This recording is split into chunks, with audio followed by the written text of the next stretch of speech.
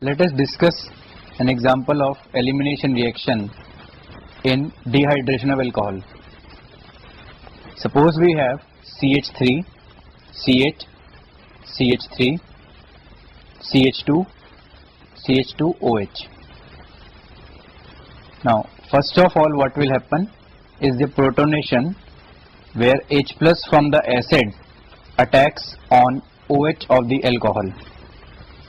So, what will be formed is CH3, CH, CH3, CH2, CH2, OH2 plus.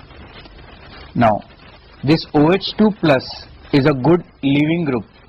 That is why from this step onwards, elimination reaction takes place. The first step, which involves protonation, is not in the elimination mechanism. It is this step onwards, that is when OH2 plus is being formed. From here onwards, elimination reaction will start. Again, I repeat that this particular compound will undergo E1 or E2, that will depend upon strength of base. Here I have taken base as OH negative. Just now I told you OH negative is a weak base, due to which this particular compound will show even mechanism. Now, in the even mechanism, what happens? First step, elimination of leaving group. So in this case also, OH2 plus, which is a leaving group, will be eliminated. So what will be formed is CH3, CH, CH3, CH2, CH2 positive. This carbocation which is formed over here is 1 degree. Now what happens is the rearrangement now. In the rearrangement reactions, what happens in the rearrangement reaction is the carbon which has got positive charge, adjacent carbons to it will have either hydrogen or any alkyl group. So, depending upon the stability of the product obtained, we will do the respective rearrangement, that is either of the alkyl group or of the hydrogen. In this particular example, there is only one adjacent carbon to the carbon carrying positive charge, so we do not have any other option. In this case, what will happen is the H on the adjacent carbon will be shifted to CH2 positive. So the product formed will be now CH3, CH, CH3, CH positive, CH3.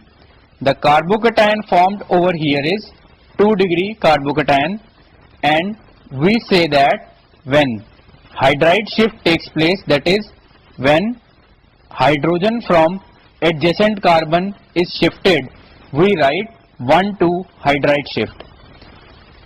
But why do we write always 1,2? It is because the carbon carrying a positive charge is always numbered as 1, and because the shift always takes place from adjacent carbon, so it will always be a second carbon. That is why we say it is 1,2. Now, because hydrogen is shifted in this example, so we will say it is 1,2 hydride shift. Then once 2 degree carbocation is formed, our next job is to see any further stability of carbocation is possible or not. So in this case, we have now 2 adjacent carbons. One adjacent carbon is the carbon to which rearrangement has already been done, so we will not do rearrangement from this carbon.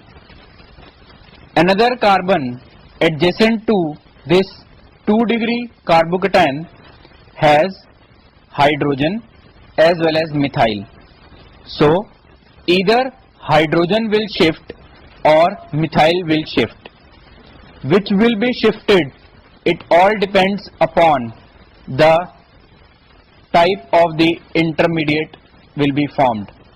Suppose if methyl is shifted, then it will form CH3, CH positive, CH, CH3, CH3. You can clearly see again this is 2 degree, so there is no benefit of doing any rearrangement in this step.